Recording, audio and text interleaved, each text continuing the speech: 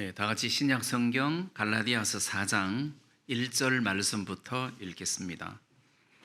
내가 또 말하노니 유업을 이을 자가 모든 것의 주인이나 어렸을 동안에는 종과 다름이 없어서 그 아버지의 정한 때까지 후견인과 청지기 아래 있나니 이와 같이 우리도 어렸을 때에 이 세상 초등학문 아래 있어서 종노릇 하였더니 때가 참에 하나님이 그 아들을 보내사 여자에게서 나게 하시고 율법 아래 나게 하신 것은 율법 아래 있는 자들을 속량하시고 우리로 아들의 명분을 얻게 하려 하심이라. 너희가 아들인 고로 하나님이 그 아들의 영을 우리 마음 가운데 보내사 아바 아버지라 부르게 하셨느니라. 그러므로 내가 이후로는 종이 아니요 아들이니 아들이면 하나님으로 말미암아 유업을 이을 자니라. 7절 말씀까지 읽었습니다. 이 갈라디아서 말씀을 이렇게 쭉 읽다가 보면 4장에 들어와서 갑자기 유업을 이을 자다, 아들이다, 그래서 하나님을 아바 아버지라 부를 수 있게 됐다, 그 이야기를 하는 것을 발견합니다. 그래서 아들이다. 자, 우리가 여기서 뭘 생각할 수 있느냐 하면 제가 잘 아는 어떤 분이 회사에 취직을 했어요. 이 회사에 취직을 했다는 말은 그 회사의 종이라는 뜻입니다. 취직을 했어요. 그래서 열심히 십몇 년을 일을 해가지고 부장이 됐어요. 이제 막 과장을 거쳐서 이제 부장이 됐어요. 거기서 또 진짜 밤낮 가리지 않고 열심히 일을 해가지고 그 회사 이사가 됐어요. 그러니까 이제 더 이상 올라갈 데가 없을 만큼 이제 올라갔는데 그 이사 중에서도 계급이 있더라고요. 근데 물론 이사 중에서 이제 제일 낮은 계급이지만 거기서 또 진짜 온 마음으로 일을 해가지고 이사 중에서도 승진을 해가지고 뭐 연봉도 많고 이제 그야말로 이제 성공을 한 거죠. 그런데 어느 날 뭘 잘못해가지고 다 한 번에 목이 날아가 버렸어요. 그래서 퇴직을 했어요. 그게 종이에요. 그래서 종은 열심히 일을 해도 어느 날 딱 목 날아가면 끝이에요. 그리고 자기가 일한 만큼 이렇게 월급 보상을 받는 이 종이에요. 그런데 아들은 아니에요. 아들은 예를 들어서 한 20년 동안 열심히 일을 해가지고 이사가 됐어요. 30년 동안 열심히 일을 해가지고 아들이 되면 얼마나 좋겠어요. 아들 되면 목이 안 잘리니까. 근데 아들은 열심히 노력하고 일을 해서 되는 위치가 아니라는 거죠. 아들은 노력으로 되어지는 것이 아니에요. 아들은 은혜로 되어지는 거란 말입니다. 그래서 유업을 이을 자, 예를 들어 갖고 이 형제님이 수십 년을 열심히 일을 해가지고 진급을 해서 이사가 되었을지라도 그 회사의 사장이 가지고 있는 전 재산을 상속받지는 못한다는 거예요. 그냥 재산의 일부를 월급으로, 연봉으로 받아갈 뿐이지 그 사장님의 재산을 상속받지는 못하는 거예요. 근데 아들은 열심히 일을 안 해도 아들이기 때문에 상속을 받는다는 거지. 아버지의 재산을 그대로 상속을 받는단 말입니다. 그래서 율법 아래 있는 자하고 은혜 아래 있는 자, 또는 여기에서 유업을 이을 자하고 차이가 바로 그거라는 거죠.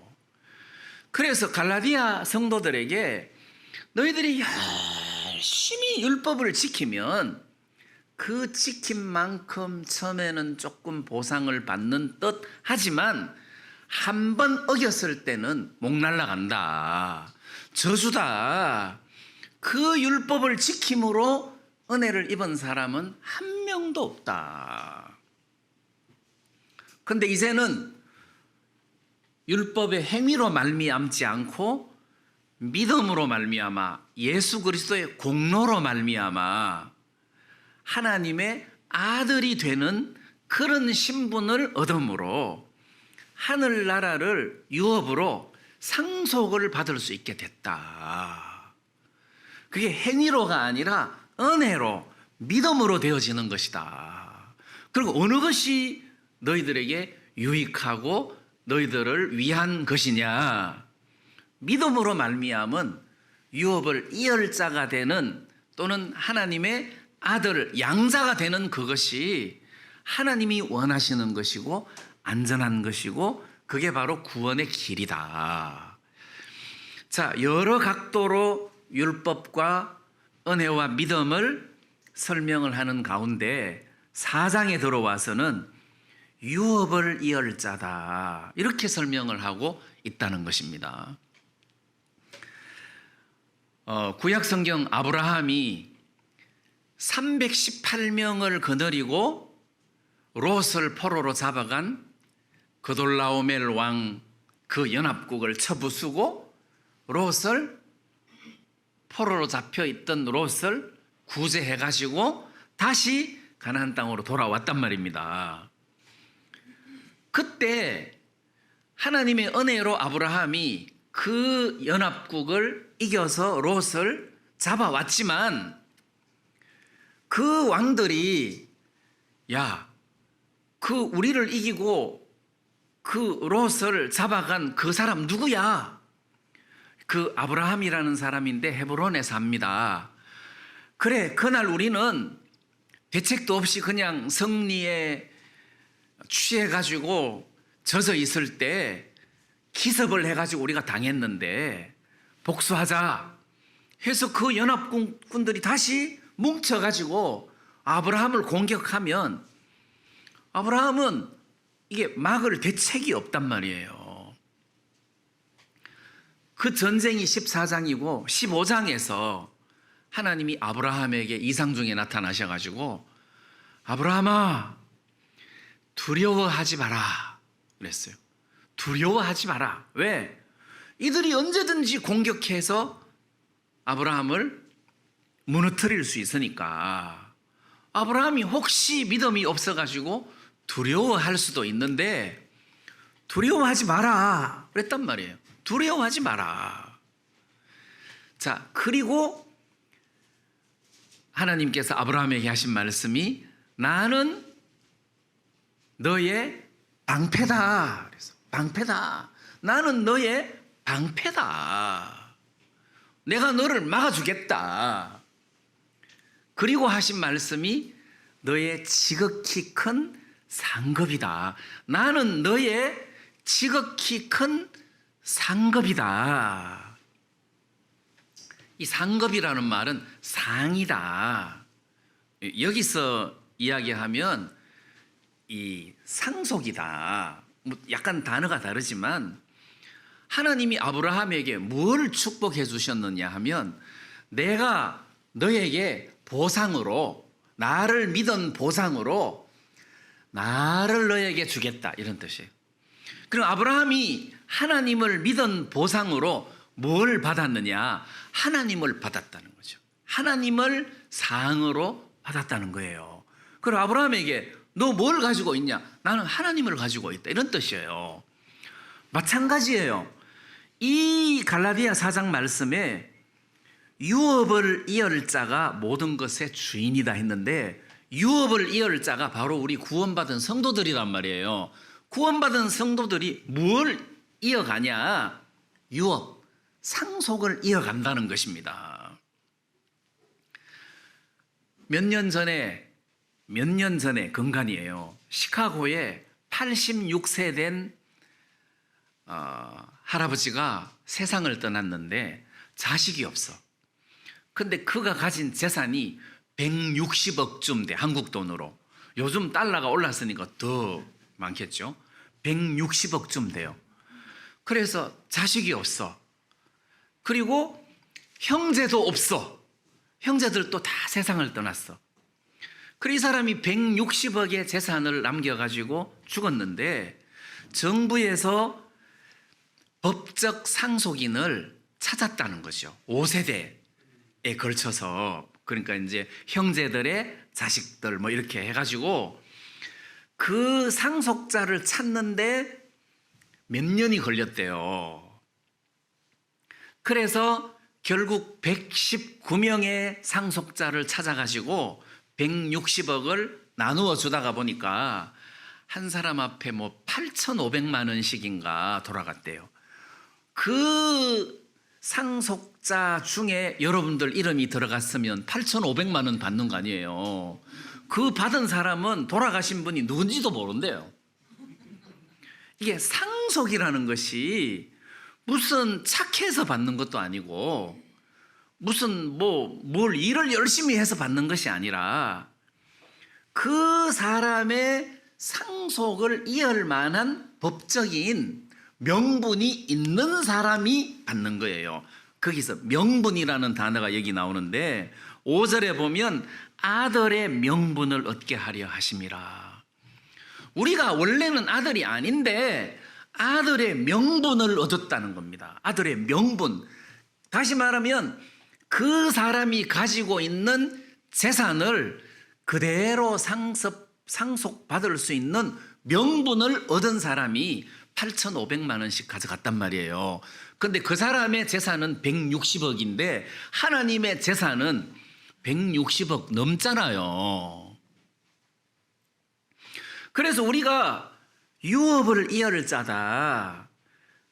하나님이 가지고 있는 모든 재산을 우리가 그대로 이어받아야 할 사람이다 해서 여기서 지금 이야기하는 유업을 이을 자, 이거는 대단한 거예요. 유업을 이을 자, 이게 노력으로 되어지는 것이 아니라 은혜로 되어지는 거란 말입니다. 노력을, 예를 들어서 내가 노력을 해가지고 삼성 회장의 아들이 될 수 있겠습니까? 그건 안 돼요. 내가 노력을 하면 삼성 계열의 무슨 사장이나 뭐 이쯤은 내가 될 수 있을지 몰라도 회장의 아들이 될 수는 없단 말입니다. 그건 절대 안 되는 거예요. 마찬가지로 우리가 하나님의 은혜로 또는 예수 그리스도의 공로로 하나님을 상속받을 수 있는 아들의 명분을 얻게 됐다. 그게 유업을 이을 자다. 그래서 저는 오늘 이 말씀을 하는 이유가 우리가 대단한 사람이라는 것을 말씀드리려고 하는 거예요.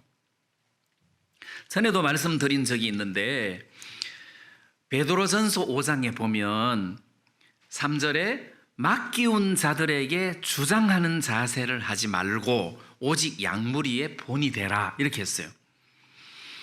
이 말씀은 베드로가 너희 중 장로들에게 권하노니 했으니까 요즘 말하면 목사들이에요. 이 베드로전서 말씀에서 베드로가 너희 중 목사들에게 권하노니 이 말이에요. 맡기운 자들에게 주장하는 자세를 하지 말아라.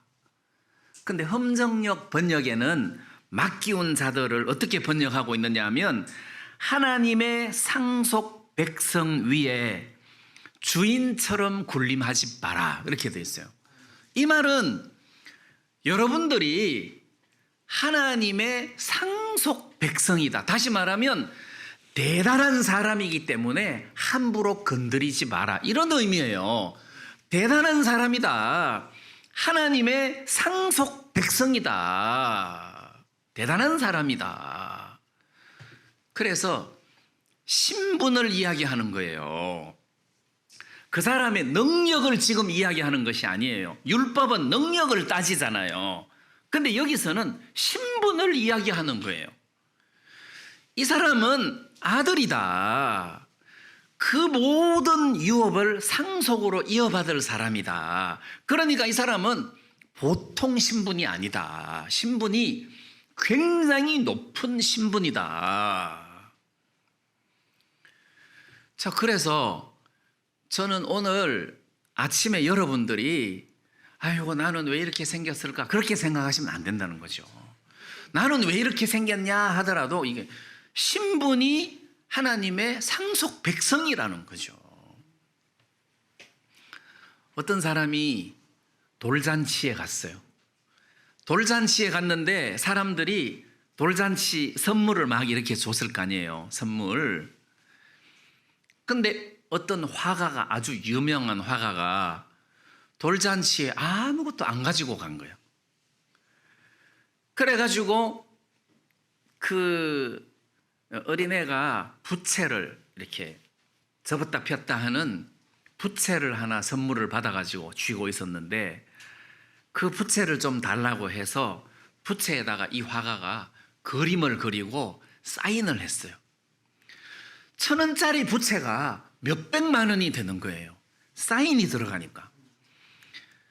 다시 말하면 여러분들이 1,000원짜리 인간밖에 안 되지만 예수님이 너는 내 거다 하고 사인을 해버리니까 여러분들의 가치가 수조 원이 된단 말이에요. 그 유업을 이을 자라는 뜻이 그런 의미라는 것입니다. 그래서 우리는 두 가지를 생각해야 되는 거예요. 나는 아무것도 할 수 없어. 나는 먼지 같은 인간이야. 나는 벌레 같은 인간이야. 근데 이런 나를 하나님이 아들로 삼아주셨어. 내 몸에 너는 내 거라 하고 하나님이 사인을 해주셨어. 그래서 벌레 같은 인간이지만 나는 모든 것을 가진 사람이다. 나는 모든 것을 할 수 있는 사람이다. 나는 가난한 사람이 아니고 못난 자가 아니다. 그걸 같이 가지고 있어야 된다는 거예요. 그래서 나는 부족하지만 내 안에 살아계신 예수님은 부족하지 않다.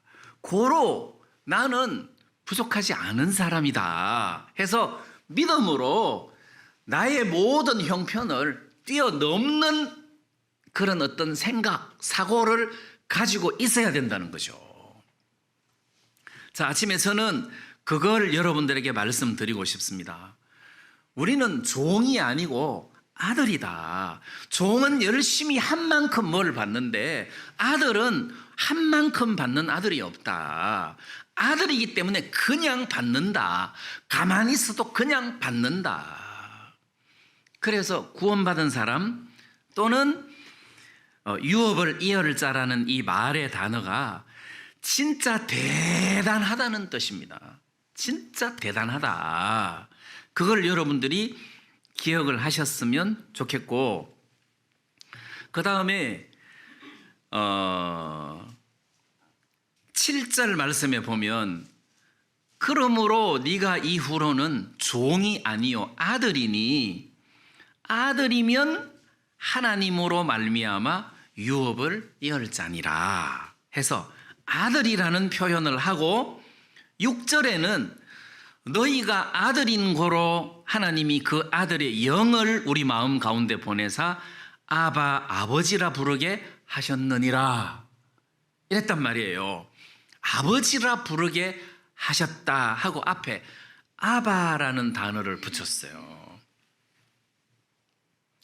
저는 무슨 생각이 드느냐 하면 한 번은 비행기를 타고 가는데 그때 무슨 겨울 수양회 강사로 미국 가는 비행기에 탔었던 것 같은데 제 호적의 생일이 12월 25일이에요. 근데 이렇게 앉아 있는데 그 스튜어디스가 딱 오더니 케이크를 하나 딱 갖다 주면서 아버님 생일 축하드립니다 이러더라고.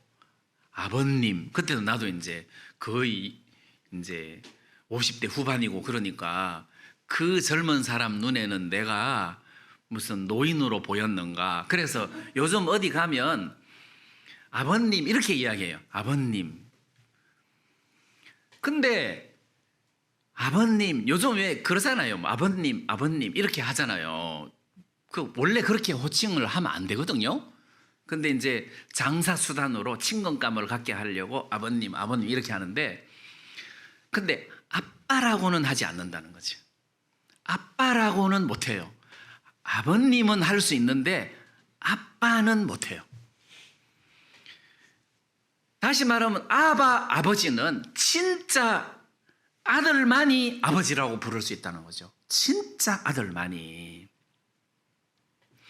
그래서 우리는 가치가 대단한 가치다. 왜냐하면 대단한 신분을 가진 가치의 사람이다. 그래서 어디 억눌려 가지고 에이 나는 뭐 아무것도 아니야, 나는 못해 하고 해롱해롱 해야 할 신분의 사람이 아니라는 거예요. 그래서 우리는 자기 스스로의 가치를, 나는 연약하지만 나한테 이렇게 사인을 하신 주님의 사인의 가치는 대단하다. 뭐 얼마 전에도 교황이 오토바이를 선물로 받았더라고요. 오토바이를 선물로 받았는데 그 오토바이에다가 사인을 해가지고 경매에 내놨는데 그게 얼마에 팔렸다 하더라?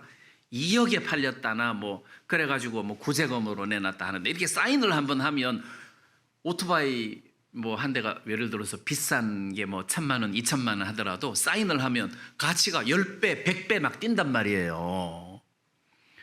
그리고 여러분들의 가치가 형편없는 것은 사실이지만 거기에다가 하나님이 사인을 해버리니까, 너는 내 거다 하고 사인을 해버리니까 이 가치가 몇 천 배가 뛴다는 거죠. 그게 로또 아니겠습니까? 우리는 구원받은 사람으로서 유업을 이을 자다. 그 다음에 이 4장 1절 말씀에 제가 감당할 수 없는 표현 하나가, 유업을 이을 자가 모든 것의 주인이다, 이렇게 설명하고 있어요. 유업을 이을 자가 모든 것의 주인이다. 무슨 뜻입니까? 이 모든 것의 주인이 하나님 아닙니까? 하나님이다. 모든 것의 주인이 하나님인데 그 하나님을 내가 통째로 상속받았으니 모든 것의 주인이 나다는 거죠. 모든 것의 주인이 나다. 그러면 안식일의 주인이 예수님인데 그걸 상속받으면 우리도 안식일의 주인 아니겠어요?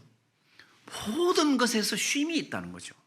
구원받은 사람은 죄에 대해서, 무슨 뭐 의무에 대해서, 모든 것에서, 심판에 대해서 쉼이 있다는 거예요. 모든 것의 주인이다. 누가? 내가 이래봐도 주인이다. 우리에게 그 믿음이 필요하다는 거죠. 모든 것의 주인이다. 자, 탕자 이야기에 보면 탕자가 돌아왔어요. 탕자의 형이 아버지에게 불평을 합니다. 이 허랑방탕한 모든 것을 다 허비하고 돌아온 아들에게 이렇게 잔치를 베풀어 주시고 나한테는 염소 새끼 잡아서 친구들하고 잔치도 안 베풀어 주고, 그때 아버지가 하신 말씀이 내 모든 것이 다 네 것이 아니냐. 그러나 이 동생은 죽었다가 살아왔다. 내 모든 것이, 이 모든 것이 네 거다. 이 말을 우리가 좀 생각해 볼 필요가 있어요. 아버지의 모든 것이 아들 것이구나. 그래서 구원받은 사람, 유업을 이을 자, 그 다음에 하나님의 아들, 이런 어떤 그 신분이 우리로 하여금 굉장한 소망 가운데서 살게 해준다는 거예요. 내가 하나님의 아들이구나. 하늘나라의 모든 것을 이렇게 상속으로 이어받을 사람이구나. 그래서 신분적으로 보면 천사가 이게 하나님의 모든 것들을 상속받을 수 있는 자격이 됩니까? 안 되잖아요. 천사는 아들이 아니기 때문에 그게 안 된단 말이에요. 근데 천사보다 훨씬 못한 우리가 하나님의 은혜로 하나님의 아들이 되어서 하나님의 모든 것을 이어받을 수 있는 유업을 이을 자 상속 백성이 되었다. 그래서 우리 몸에는 하나님의 주님의 사인이 있다. 그래서 우리가 보통 사람이 아니다. 우리 신분이 보통 신분이 아니다. 그래서 어디 길거리에서 엉엉 울고 막 함부로 이렇게 처신해서는 안 될 사람이라는 거죠. 우리는 진짜 고귀한 사람이다. 이걸 좀 기억을 해 주셨으면 좋겠고, 자, 그러기 때문에 우리 구원받은 사람은 삶 속에서 어떤 감정의 주도권을 흔들려서는 안 된다고 생각합니다. 나는 이런 큰 은혜를 입은 우리는 좀 형편이 좀 어렵다고 해서 거기 휘둘려 가면서 그냥 막 하나님을 원망하고 뭐 이렇게 살아야 할 사람이 아니다. 그래서 사도 바울이 빌립보 감옥에 들어갔을 때 매를 맞고 감옥에 들어가서 하나님을 원망해야 할 형편인 것 같은데 그가 기도하고 찬송하고 막 이런 어떤 시간들을 보낸 것을 보면 하나님의 상속 백성답다. 하나님의 상속 백성은 그렇게 사는 것이 맞다. 우리가 좀 형편이 어렵다고 해서 그 형편에 막 휘둘려 가면서 막 원망하고 낙심하고 이렇게 살아서는 안 된다. 우리의 신분을 생각하면 그렇게 해서는 안 된다. 우리가 하나님 앞에 대단한 사람이다. 이걸 여러분들이 염두에 두시면 좋을 것 같습니다. 그 다음에 1절에 내가 말하노니 유업을 이을 자가 모든 것의 주인이나 어렸을 동안에는 종과 다름이 없어서. 이 말은, 자, 우리가 상속 백성입니다. 어렸을 동안에는, 이 말은 구원받고 난 다음에 이렇게 성숙하지 못했을 때를 말하는 것이 아니라 구원받기 전을 지금 이야기하는 거예요. 어렸을 동안에는 여기서 표현은 영적으로 어리다 이런 의미보다도 율법 아래 있었을 때를 말하는 것입니다. 어렸을 동안에. 그래서 이 앞뒤 문맥을 가만히 보면 그렇습니다. 어렸을 동안에는 종과 다름이 없다. 우리가 구원받기 전에는 율법 아래 있었다. 율법 아래 있었기 때문에 종이었다. 시키는 대로 할 수밖에 없는 종이었다. 그 말이죠. 그래서 2절에는 후견인과 청지기 아래 있나니, 이제 어떤 아들이 어렸을 동안에는 후견인 청지기에게 이제 주인이 맡겨 놓습니다. 그러면 글 공부를 가르치고 예의를 가르치고 뭐 이렇게 가르치는데 잘못하면 때리기도 하고 막 간섭하고 막 이렇게 한단 말이에요. 그 율법 아래 있을 때 우리가 그렇게 의무적으로, 예를 들면 안식일 오늘 이래서 안 돼. 오늘 아무것도 하면 안 돼.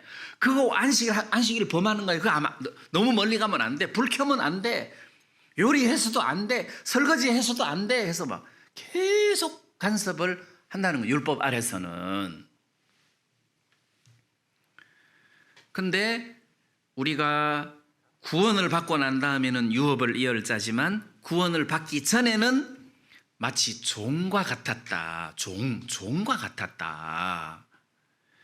근데 지금은 우리가 아들이다. 자, 이렇게 이야기를 하면서 3절에는 이와 같이 우리도 어렸을 때에 이 세상 초등 학문 아래 있어서 종노릇 하였더니, 자, 이 세상 초등 학문 아래 있어서 종노릇을 하였다. 근데 아들이 왜 자꾸 다시 종 밑으로 들어가려고 하냐? 지금 이렇게 된 거죠. 우리가 아들이 옛날에 종이었다가 이제 아들이 됐는데 이 아들의 신분에서 다시 또 종으로 가려고 하냐? 이게 말이 안 된다는 거죠. 그런 논법으로 지금 갈라디아서 4장을 설명을 해주고 있는 겁니다. 그래서 어렸을 때 종으로 있다가 이제 어른이 돼가지고 아들이 되고 상속 유업을 받을 수 있는 사람이 됐는데 다시 또 과거로 회귀해서 뒤돌아간다는 거는 말이 안 된다. 근데 어른이 됐는데 구원을 받았는데 왜 또 이 밑으로 더 가려고 하냐. 말이 안 된다. 어리석다. 그런 의미죠. 그 다음에 저는 4장 4절 말씀에 때가 참에 또는 2절 앞에 그 아버지의 정한 때까지 종노릇을 했다는 거지. 때가 참에, 여기서 때가 무슨 때입니까? 때가 참에 늘 종노릇을 하고 있었는데 때가 딱 차니까 거기서 끄집어내 가지고 유업을 이을 자의 신분으로 바꿔주더라. 때가 참에, 이 때가 중요하다는 거죠. 하나님이 보실 때 때가 참에 이렇게 됐단 말이에요. 그래서 개인적으로 말하면 때가 참에 할 때는 그 왜 12해를 혈루증 걸렸던 그 여자 이야기를 할 때 12해를 혈루증 걸렸는데 12해 동안 그 병을 고치려고 여러 의원에게 찾아가서 병을 고치려고 했는데 고생만 잔뜩 하고 또 병은 더 중하여지고 가진 것도 다 허비하였을 때, 이제는 길이 없을 때, 그때를 말하는 거예요. 그때 예수님의 소문을 들었는데 저거다 하고 예수님을 만나게 됐단 말입니다. 그때, 그래서 때가 참에 하나님이 그 아들을 보내시는 거라. 그 우리 개인적으로도 그래요.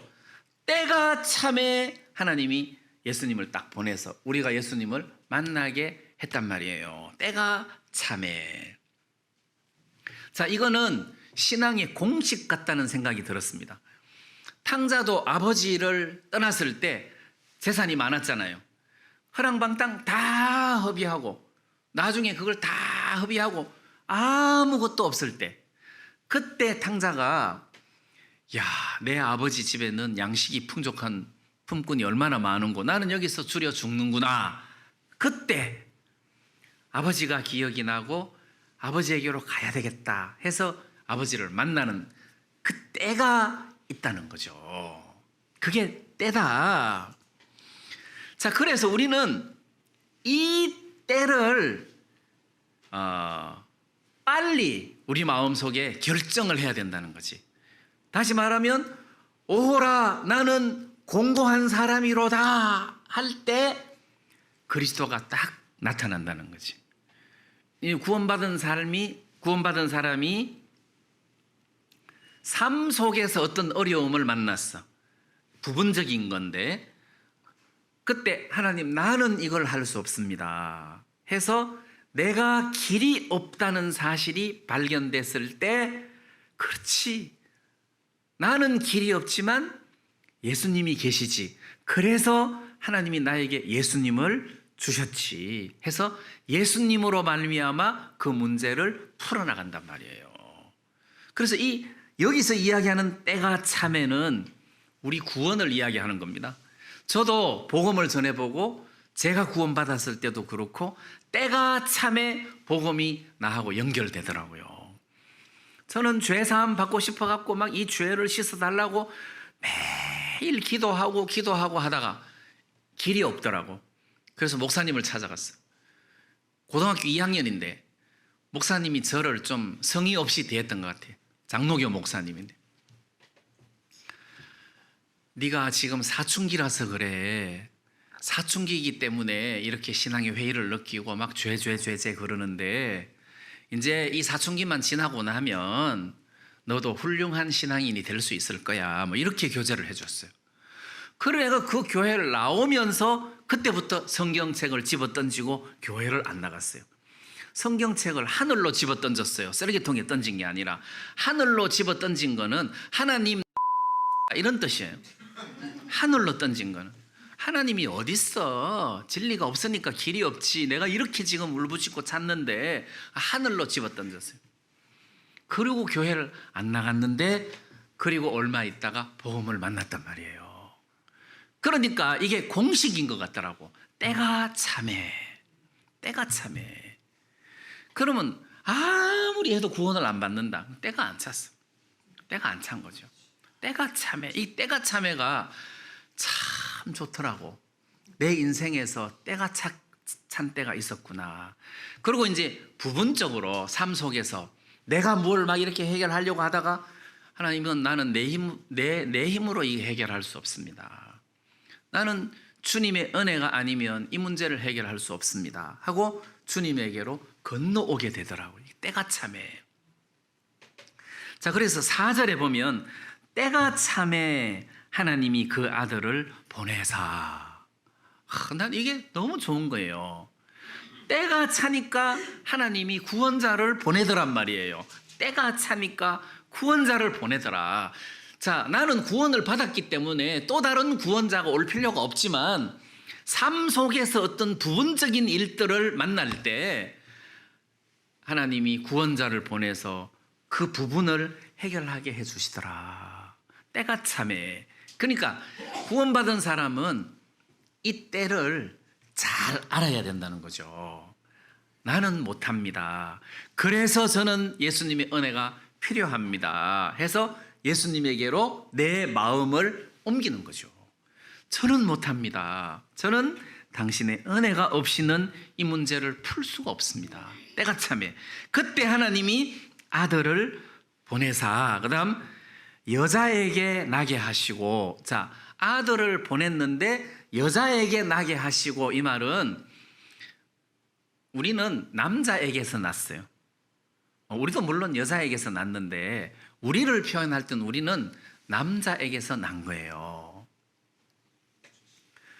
근데 예수님은 여자에게서 났다. 이 말은 성육신된 예수님을 말씀하시는 거예요. 여자에게서 나시고, 다시 말하면 완벽한 하나님이면서 완벽한 인간이다. 그리고 인성과 신성을 똑같이 갖춘 이 의미로 여자에게서 나게 하시고, 이렇게 돼 있고, 율법 아래 나셨다. 율법 아래 나셨다. 만약에 예수님이 율법 아래 태어나지 아니하셨으면 우리를 구원하실 수가 없어요. 율법 아래 나셔야만 율법의 요구에 저촉을 받거든요.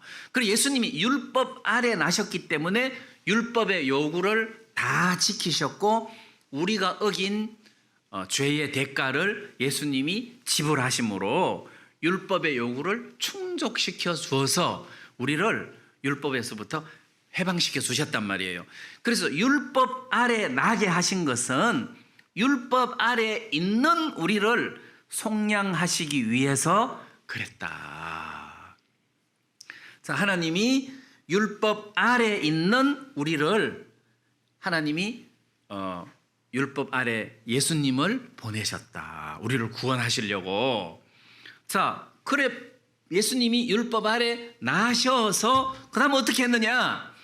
율법 아래 있는 우리를 속량하셨다. 이렇게 값을 지불하고 우리를 거기서 건져냈다. 이 말이죠. 우리를 거기서 건져냈다. 이 당시에 이 당시 로마 시대에 노예들이 많았어요. 노예들이 자유의 몸이 되려면 노예를 사는 거예요. 어떤 돈 많은 사람이 그 돈을 주고 노예를 사서 그 노예 문서를 다 찢어버리고 쇠사슬을 풀어주고 너는 지금부터 자유다 이렇게 한다든지, 안 그러면 너는 자유다 해서 문서를 하나 만들어서 준다든지 해서 이 사람을 노예에서 풀어줄 수가 있었단 말입니다. 노예에서 신분이 바뀌는 거예요. 신분이. 베너 영화를 보면 베너가 노예였단 말이에요. 그리고 집정관 아리우스가 자기를 구해줬으니까 이 노예를 시저 황제에게서부터 선물로 받아가지고 노예에서 해방을 시키고 자기 아들로 삼아버렸잖아요. 신분이 바뀐 거죠.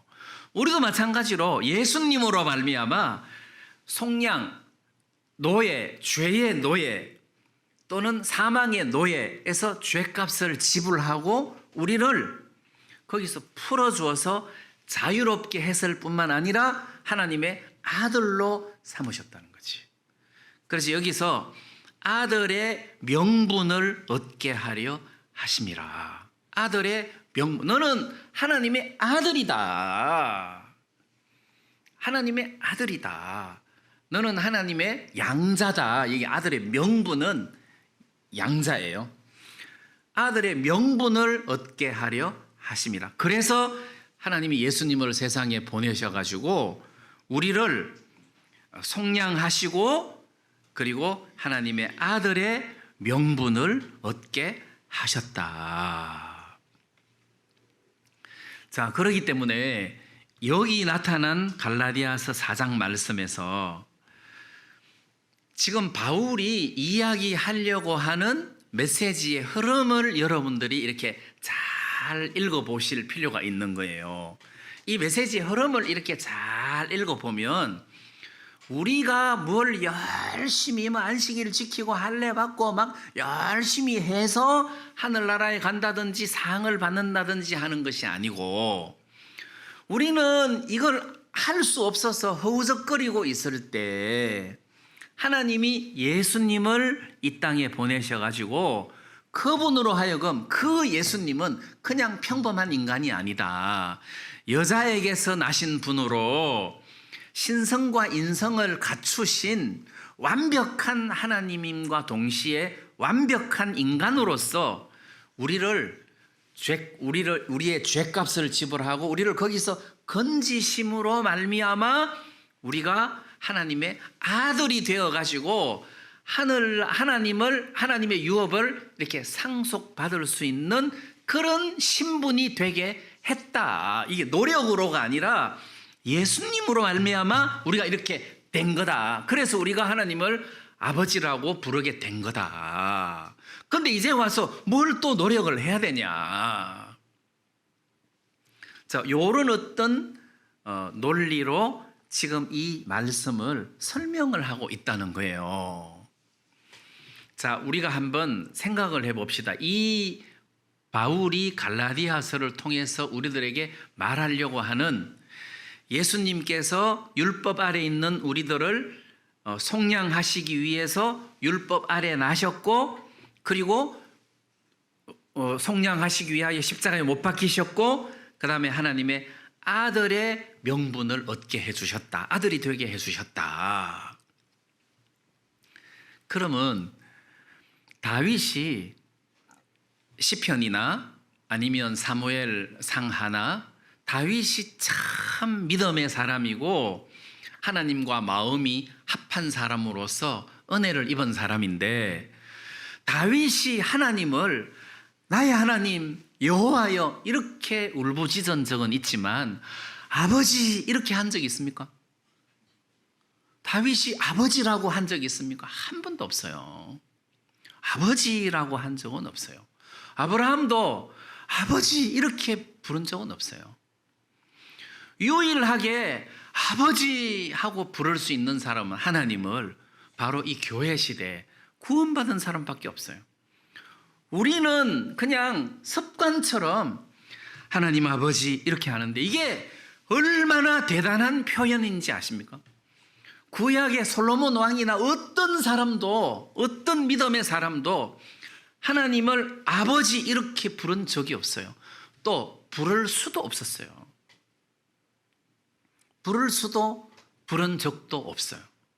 우리만 유일하게 하나님 아버지 이렇게 한단 말이에요. 그러니까 아버지라는 말은 그냥 가게 직원들이 나한테 아버님 하듯이 우리도 하나님한테 아버지 그런 식이 아니잖아요. 이렇게 우리가 하나님 앞에 아버지 했을 때는 상황이 그냥 가게 직원이 나한테 아버님 하던 거하고 차원이 다르다는 거죠. 어느 정도로 차원이 다르냐? 9절 말씀에 4장 9절 이제는 너희가 하나님을 알 뿐더러 하나님의 아신 바 되었거늘 어찌하여 다시 약하고 천한 초등학문으로 돌아가서 다시 저희에게 종로로 다려 하느냐. 자, 그래서 이제는 신분이 바뀌었는데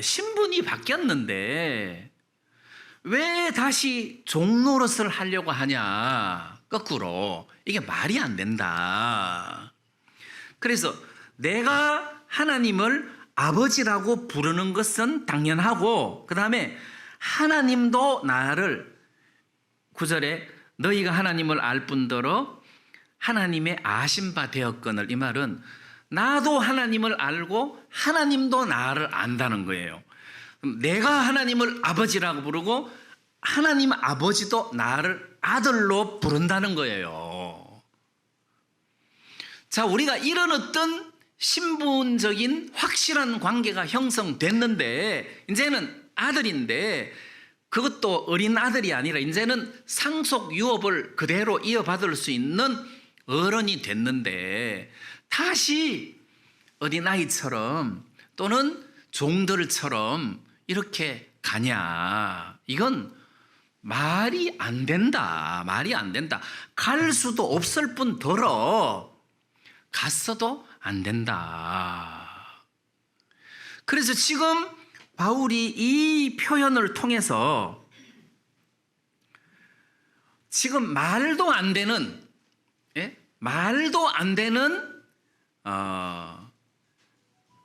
신앙생활을 갈라디아 교회 성도들이 하고 있으니까 이것이야말로 누가 너희를 꾀더냐. 그러니까 너희들이 이렇게 될 수밖에 없었던 것은 누군가가 너희들의 정신을 혼미하게 해서 너희들을 이렇게 유혹을 하고 꼬였기 때문에 그렇다. 그게 원수고 마귀다. 그래서 우리는